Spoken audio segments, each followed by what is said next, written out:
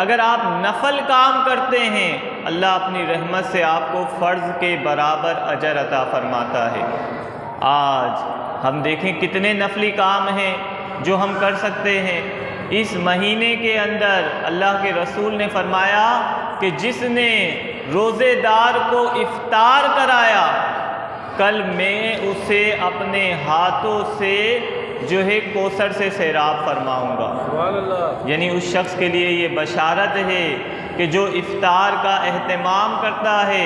फिर आगे अल्लाह के रसूल ने फरमाया कि जिसने इस महीने के अंदर अपने ग़ुलाम पर आसानी की, अपने नौकर पर आसानी की, अपने खादिमों पर कम काम का बोझ डाला, अल्लाह उसकी गर्दन को जहन्नम की आग से आज़ाद कर देगा। सहाबा ने कहा, या रसूल अल्लाह सल्लल्लाहु अलैहि वसल्लम, हम में से हर शख्स इतनी ताकत नहीं रखता कि सामने वाले को पेट भरकर इफ्तार कराए। कुर्बान जाइए, आक़ाए दो आलम सल्लल्लाहु अलैहि वसल्लम ने फरमाया कि जिसने अपने भाई को अपनी हैसियत के मुताबिक खजूर से या पानी से इफ्तार कराया, अल्लाह उसे उसके पूरे रोज़े का सवाब अता फरमा देगा। यानी आप देखें, ये महीना गमख्वारी का महीना है, हमदर्दी का महीना है। यानी ये महीना जो आने वाला है, खुदा की कसम अगर इसमें कोई अपने भाई को इफ्तार कराएगा और पेट भर कर भी कराएगा, अल्लाह उसको जो है जहन्नम की आग से आज़ादी अता फरमा देगा। यानी ये महीना जलवा अफरोज़ होने जा रहा है। हमें इस महीने में क्या काम करने हैं? अल्लाह के रसूल सल्लल्लाहु अलैहि वसल्लम ने इरशाद फरमाया कि जिसने तहज्जुद का एहतमाम किया। देखें, सहरी में हर एक बंदा उठता है, हर एक को सहरी का वक्त मैसर आता है। तो जो सहरी के वक्त में आप उठे हैं, तो आप कोशिश करें कि 2 रकात नफल पढ़ लें तहज्जुद की नीयत से। खुदा की कसम, मेरे महबूब आका ने फरमाया कि जिसने तहज्जुद की आदत डाली, अल्लाह उसे कल क़यामत के दिन बिला हिसाब व किताब जन्नत में दाखिल फरमा देगा। यानी तहज्जुद कितनी बड़ी नेमत है और कितनी आसानी से हमें रमज़ान में मैसर आ जाती है कि आप सहरी में उठ गए हैं, आपके लिए कोई परेशानी नहीं है, आप बाआसानी जो है तहज्जुद पढ़ सकते हैं। हज़रत जुनैद बगदादी रहमतुल्लाह अलैह का विसाल हो गया। किसी ने आपको ख्वाब में देखा, पूछा, ए जुनैद क्या बीती? जुनैद बगदादी रहमतुल्लाह अलैह ने फरमाया, अल्लाह ने मुझे अपने सामने खड़ा किया और कहा, ए जुनैद, तूने दुनिया में क्या आमाल किए हैं, आज मुझे बता। जुनैद बगदादी फरमाते हैं, मैंने अल्लाह को अपने आमाल बताए, सारे आमाल को एक साइड पे रख दिया गया। मैं थोड़ा सा परेशान हो गया, अब तो मेरी गिरफ्त होगी, पकड़ होगी। लेकिन अल्लाह ने फरमाया, ए जुनैद, तेरा एक अमल अभी हमारे पास है। कहा, वो कौन सा? कहा, तू रात में उठकर जो 2 रकात नमाज पढ़ता था वो हमें पसंद आ गई, इस वजह से हमने तेरी मग़फ़िरत फरमा दी। यानी ये तहज्जुद जो हमें बाआसानी मैसर आ सकती है, जिसका हम बाआसानी एहतमाम कर सकते हैं। दुरूद पाक पढ़िए। देखें, आप जब सहरी के अंदर उठ गए हैं और ये लम्हा वो लम्हा होता है, खुदा की कसम, रब फरमाता है, बंदे मांग, जो मांगेगा अता फरमा दूंगा। अगर बख्शिश मांगेगा तो तेरी बख्शिश कर दूंगा, अगर मग़फ़िरत का सवाल करेगा तो तेरी मग़फ़िरत फरमा दूंगा, और अगर रिज़्क़ का सवाल करेगा तो रिज़्क़ में इजाफ़ा कर दूंगा। फरमाता है, अगर तुझे कोई परेशानी है या मुसीबत है तो तेरी मुसीबत भी टाल दूंगा, परेशानी भी दूर कर दूंगा। यानी कितना ज़बरदस्त लम्हा है। इस लम्हे को जो ज़ाया कर दे, उससे बड़ा महरूम कोई नहीं है। यानी ये लम्हे जिनकी हमें कदर करनी है, खुदा की कसम, इन लम्हों की कदर करेंगे, रब तुम्हारी दुनिया के अंदर और आखिरत के अंदर कदर फरमाएगा। क्योंकि वो रब बड़ा गयूर है, वो अपनी बारगाह में झुकने वाले के नेकियों को दुगना लौटाता भी है और उसकी शान को भी बुलंद कर देता है। तो आज हमारे पास ये लम्हा मयस्सर आने वाला है। अल्लाह के रसूल ने फरमाया, अगर तुम्हें रमज़ान की कदर मालूम हो जाए तो तुम तमन्ना करो कि पूरा साल रमज़ान हो। दुरूद पाक पढ़िए।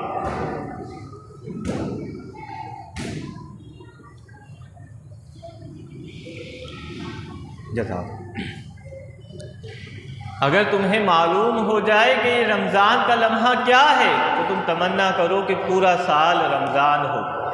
तो पहला काम आपको जो है तहज्जुद का एहतमाम करना है, घर में हमारी बहनों को भी करना है।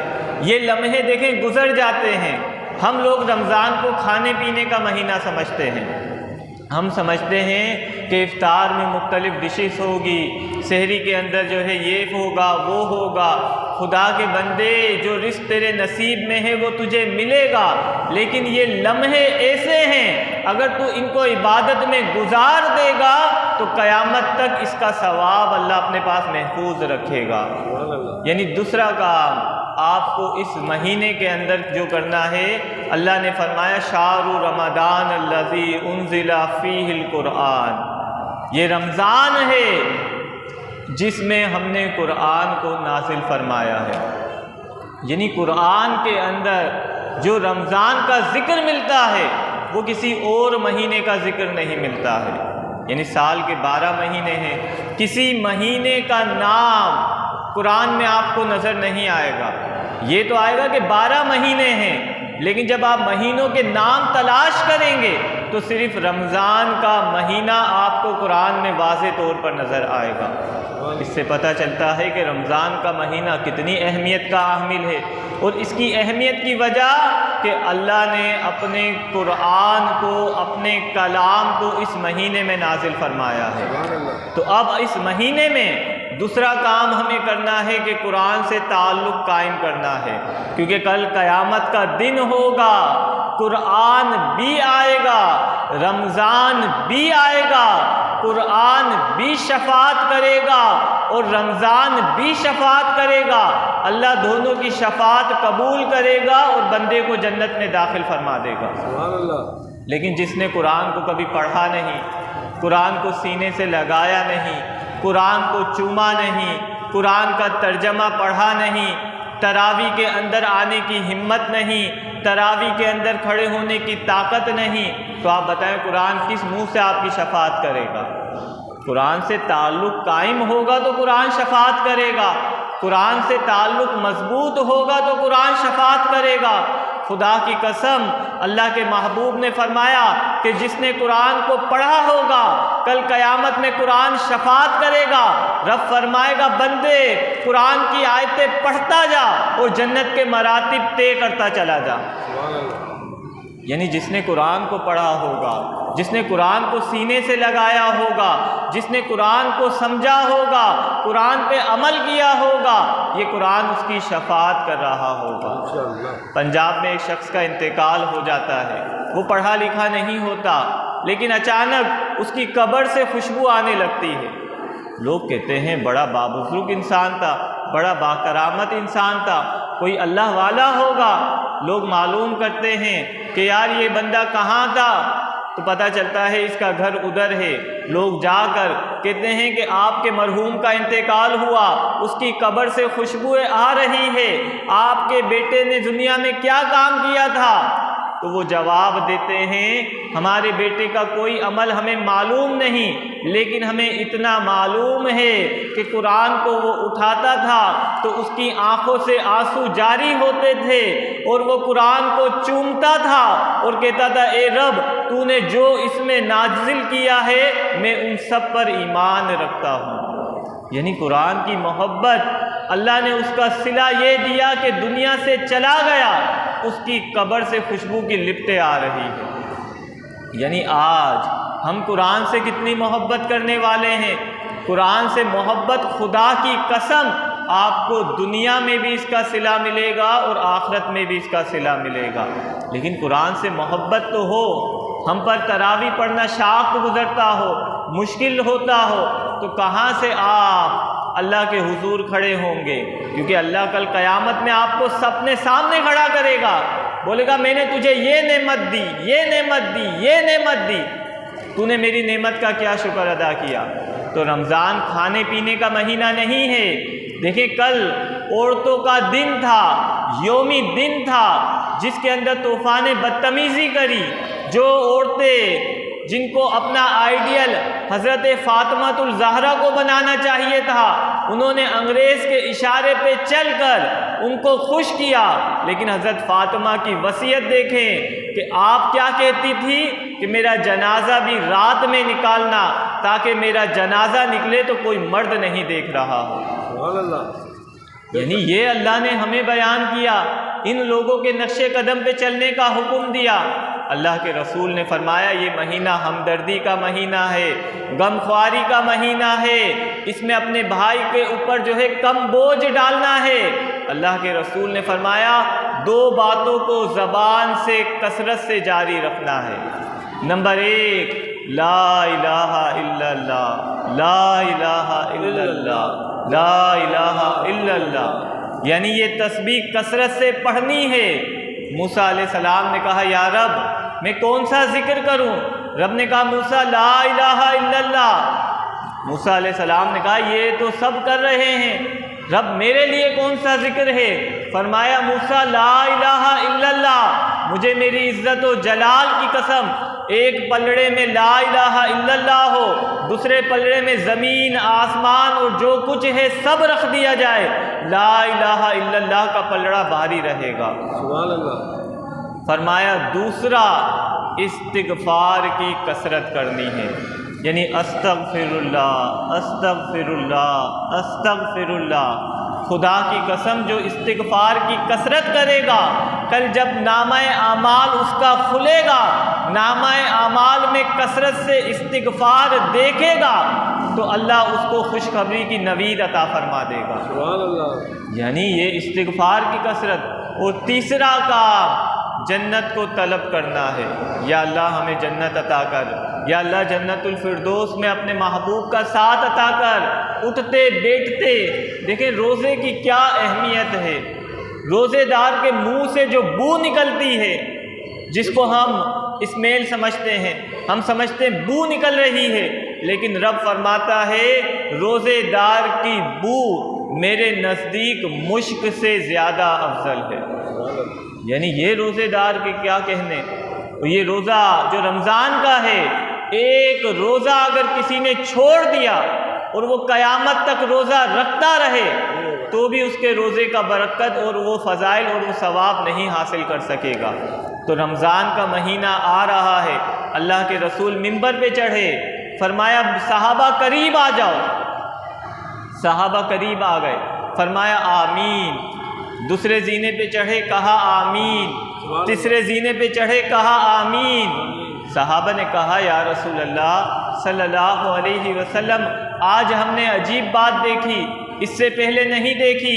फरमाया अभी जिब्रील आए थे, उन्होंने कहा या रसूल अल्लाह जो आपका नाम सुने और आप पर दुरूद ना पढ़े वो हलाक हो जाए। यानी नबी का नाम आए और तुम्हारे होठ जंबिश नहीं कर रहे हो, हरकत नहीं कर रहे हो, होठों पर दुरूद जारी नहीं हो रहा हो, तो समझ लो कि तुम्हारा खात्मा दुरुस्त नहीं हो सकता। क्योंकि नबी के नाम पर दुरूद पढ़ना एक मर्तबा वाजिब होता है। फरमाया दूसरी मर्तबा जिब्रील ने कहा हलाक हो जाए वो शख्स जो अपने वालिदैन को बुढ़ापे में पाए और उनकी खिदमत करके जन्नत में ना चला जाए। मैंने कहा आमीन। फिर फरमाया हलाक हो जाए वो शख्स जो रमज़ान का महीना पाए और अपनी मग़फ़िरत ना करवा सके। मैंने कहा आमीन। तो ये रमज़ान का महीना आने वाला है, इसके अंदर हमें अपनी मग़फ़िरत फरमानी है।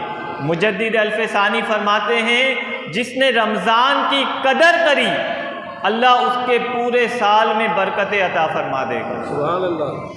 यानी रमज़ान की कदर करने वाला अल्लाह उसको हिदायत अता फरमा देगा, इस्तिकामत अता फरमा देगा और अल्लाह उसको दुनिया और आखिरत की कामयाबी अता फरमा देगा। सुभान अल्लाह। मज़ार शरीफ की चादर घर पर रखना कैसा है, ये सवालात हैं। मज़ार शरीफ, बसा औकात हम मज़ार पे जाते हैं तो बाज़ जो है मज़ार के अंदर जो लोग काम कर रहे होते हैं वो चादर मज़ार की उठाते हैं और गले में डाल देते हैं। तो अब वो चादर हमारे गले में डाल दी गई है, तो वो चादर को बाज़ लोग घर पर लेकर आ जाते हैं। तो सवाल है कि मज़ार की चादर को घर पे रखना कैसा है। देखें, ये चादर आप अपनी ज़ाती ख़रीदी हुई है तो आप घर पे ला सकते हैं, यानी आपने मज़ार की चादर वहाँ से ख़रीदी क्योंकि वो आपकी मिल्क हो गई है। अब आपने मज़ार पर फेर कर, मज़ार से बरकत हासिल करने के लिए मज़ार पर फेर कर आपने गले में डाल ली या घर पर लेकर आ गए, तो ये बाइस से यानी बरकत हो सकती है। लेकिन जो मज़ार की चादर वहाँ से निकाल कर आपको वो पहना देते हैं क्योंकि वो उनके मालिक वो भी नहीं हैं, तो वो चादर आप घर पर नहीं ला सकते। अब दूसरी बात ये आती है कि मज़ार की चादर आप घर पे रखेंगे तो उसकी बेअदबी होती है, क्योंकि मज़ार की चादर है, उसके अंदर कुरान की आयतें लिखी होती है, तो बसा औकात उस पर डस्ट लग जाएगी, तो वहाँ पर आप बरकत हासिल नहीं कर सकेंगे। तो बेहतर ये है कि मज़ार की चादर मज़ार ही पे लगा दी जाए। अच्छा, ये याद रखें कि मज़ार के ऊपर अगर चादरें लगी हुई हैं, नई चादरें डाली हुई हैं, तो अब हमें नई चादर ख़रीदने की ज़रूरत नहीं है। यानी आप मज़ार पे गए हैं, चादर ऑलरेडी इतनी मौजूद है, क्योंकि अब ये एक धंधा बन गया है, ये एक कारोबार बन गया है कि वहाँ के लोग जो है मज़ार की चादरें उतारते हैं, फिर दुकान पे बेच देते हैं, फिर लोग ख़रीदते हैं और वहाँ पे चढ़ाते हैं, तो ये एक धंधा बन गया है। तो बेहतर ये है कि अगर साहिब मज़ार से फैज़ लेना है या उनके वसीले से दुआ लेनी है तो आप उनके लिए ईसाले सवाब करें, किसी गरीब को खाना खिला दें, और ज़रूरी नहीं कि मज़ार के इर्द गिर्द ही खिलाएं, आप अपने इलाके के अंदर खिला दें, किसी गरीब को राशन दिला दें। अभी देखें, जो महंगाई है वो सबके सामने है। अभी 2 से 3 दिन पहले 534 में एक बाप ने 2 बच्चों के साथ खुदकुशी करी, अपने आप को आग लगा ली। यानी गुर्बत यहाँ तक पहुँच गई है, हमारे ईमान इतने कमज़ोर हो गए हैं कि हम मुसलमान होकर खुदकुशी की जानिब जा रहे हैं। तो अल्लाह के बंदो, आप राशन दिला सकते हो, गरीब की इस तरह मदद कर सकते हो। तो बेहतर ये है कि साहिब मज़ार की जो है दुआ लेने के लिए आप किसी की माली मदद करें, ताकि वो दुआ आपके लिए निजात का और दुनियावी तरक्की का सबब बने। किसी के पास ज़कात का सामान है तो हम इसको कम रेट में ख़रीद कर इस्तेमाल कर सकते हैं और हम पर ज़कात भी नहीं लगती।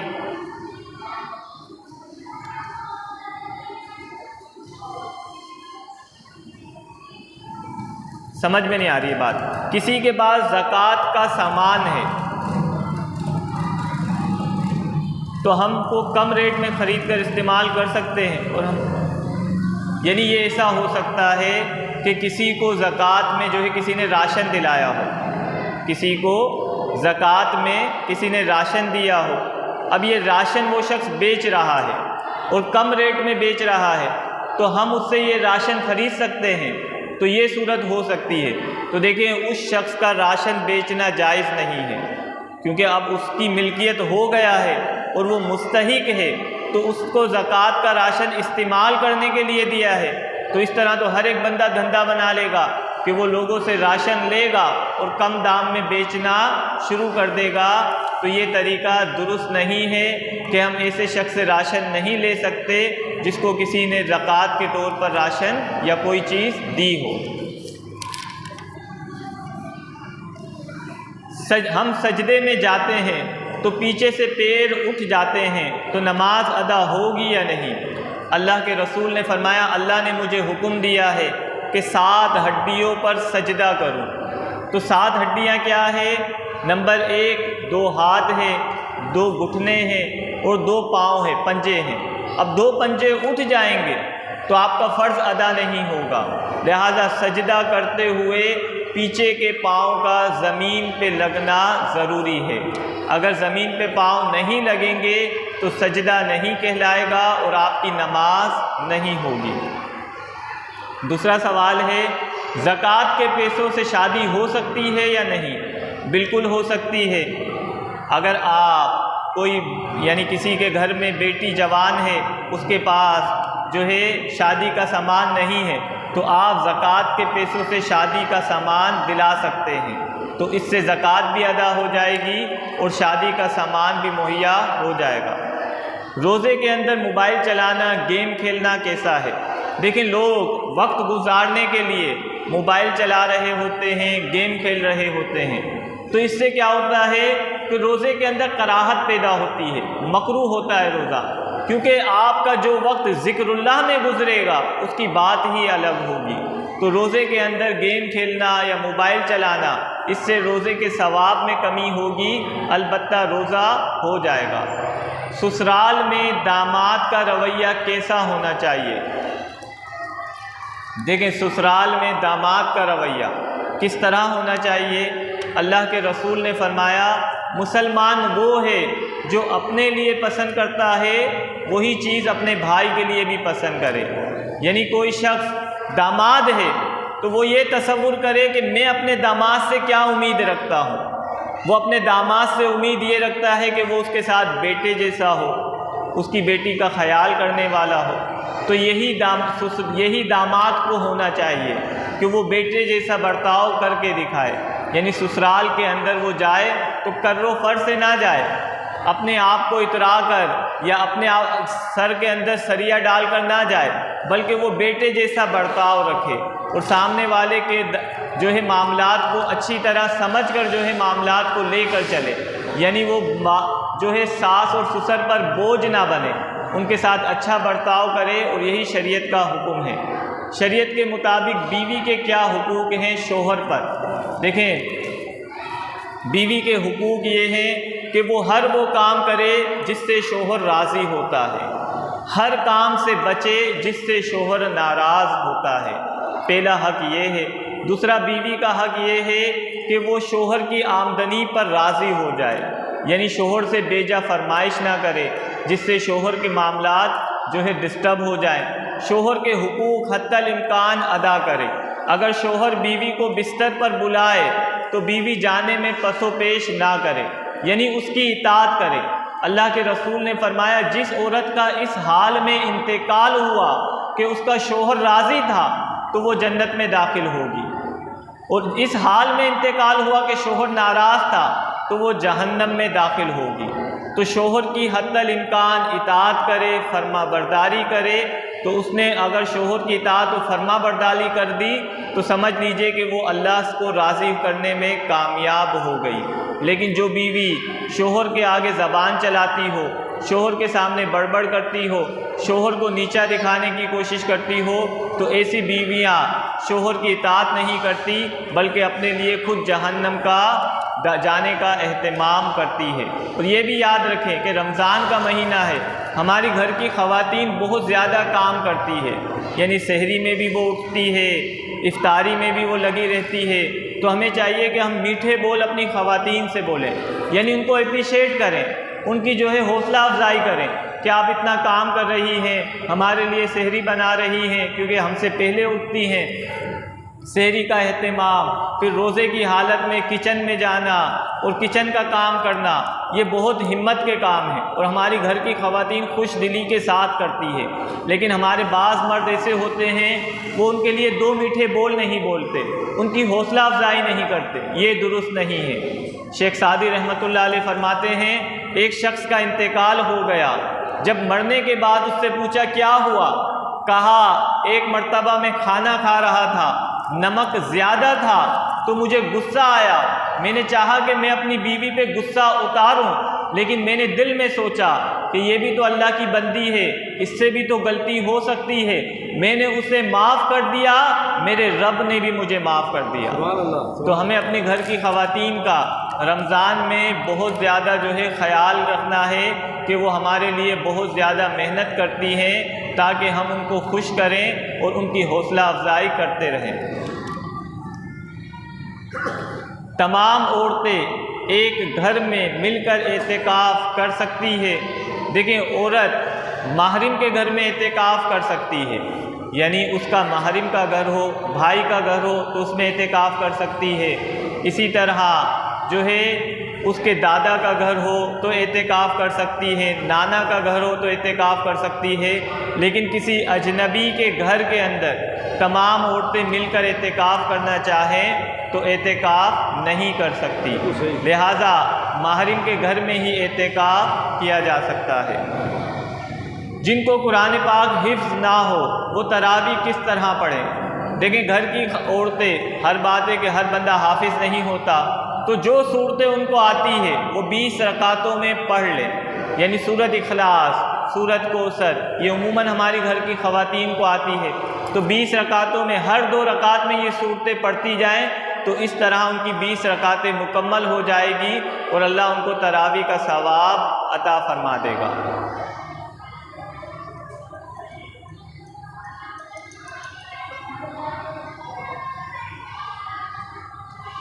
ये सवाल है कि घर के अंदर है और अगर कुर्सी पे कोई बैठा हो और ज़मीन पे बैठ के कोई कुरान पढ़ रहा हो, तो बसा औकात हम कहते हैं भाई नीचे बैठ जाओ, कुरान पढ़ा जा रहा है। और इसी तरह अगर कोई शख्स मोबाइल में कुरान पढ़ रहा हो और दूसरा ऊपर बैठकर सुन रहा हो कुर्सी पर या चारपाई पर, तो उसके लिए नीचे उतरना ज़रूरी है। देखें, नीचे उतरना अदब है, अदब की वजह से आप नीचे उतर जाएं और कुरान को सुने। अगर कोई शख्स मरीज़ है, उसके लिए कुर्सी पर ही बैठना ज़रूरी है, तो उसके लिए ज़रूरी नहीं कि उसको नीचे उतारे। इसी तरह घर के अंदर चारपाई है और कोई पेशेंट है, मरीज़ है, वो चारपाई पर बैठा हुआ है, तो आप नीचे बैठ के कुरान पढ़ सकते हैं, सामने वाले का उतरना ज़रूरी नहीं। लेकिन अगर सामने वाला सेहतमंद है तो वो नीचे उतर जाए ताकि कुरान का अदब बजा लाए। तहज्जुद की 12 रकातें होती है ना, लेकिन शहरी के अंदर वक्त कम होता है, चलो वही 2 पढ़ रहे, 4 पढ़ रहे। भाई का सवाल है तहज्जुद की कितनी रकातें होती है और कितनी हम सहरी में पढ़ें। देखें, आप ज़्यादा से ज़्यादा 12 रकातें पढ़ सकते हैं, लेकिन अगर आपके पास 2 रकात का टाइम है तो 2 रकात पढ़ें। अल्लाह के रसूल ने फरमाया, अल्लाह को वो अमल सबसे ज़्यादा पसंद है जो हमेशा किया जाए अगरचे कलील हो। यानी अगर आप 30 रमज़ान तक 2 रकात रोज़ाना पढ़ते हैं, ये अल्लाह की बारगाह में ज़्यादा पसंदीदा है, क्योंकि इसका सवाब ज़्यादा है। बसा औकात हम जोश में आकर पहले दिन 12 रकात पढ़ते हैं, दूसरे दिन 6 पढ़ते हैं, तीसरे दिन 4 पढ़ते हैं, चौथे दिन जो है हम नालक जो है नहीं पढ़ते हैं, तो उसका नतीजा क्या आता है कि हम पाबंदी नहीं कर पाते हैं। तो बेहतर ये है कि आप पाबंदी से पढ़ें, 2 रकात पढ़ें और उस वक्त को गनीमत जानें। अच्छा, रमज़ान में दूसरा वक्त है इफ्तार का वक्त। जो इफ्तार का वक्त होता है, आप 15 मिनट पहले ही आकर इफ्तार पे बैठ जाएं और कुरान को पढ़ें और दुआएं मांगें। अल्लाह के रसूल ने फरमाया, इफ्तार के वक्त की जाने वाली दुआ को रब रद्द नहीं करता है। तो इफ्तार के वक्त दुआ करें, ये दुआ ज़्यादा कबूलियत के करीब है। 1000 की गड्डी, इसे 1300 की सेल करें तो कैसा है। यानी बसा औकात ईद के अंदर ये होता है कि बच्चों को हम ईदी देते हैं तो नए नोट देते हैं। तो अब ये कह रहे हैं अगर मार्केट के अंदर 1000 की गड्डी है और कोई शख्स 1200 या 1300 की बेच रहा हो तो हम ख़रीद सकते हैं। देखें, अगर नगद ख़रीदेंगे तो ये जायज़ होगा, यानी कैश अगर उससे ख़रीदेंगे, उसने गड्डी दी, आपने 1200 रुपये दे दिए तो ये जायज़ होगा। अगर उधार के तौर पे ख़रीदेंगे तो ये नाजायज़ होगा। तो नई गड्डी आप ज़्यादा रकम में ख़रीद सकते हैं, लेकिन कैश की सूरत में जायज़ है, उधार की सूरत में नाजायज़ है। अल्लाह हमें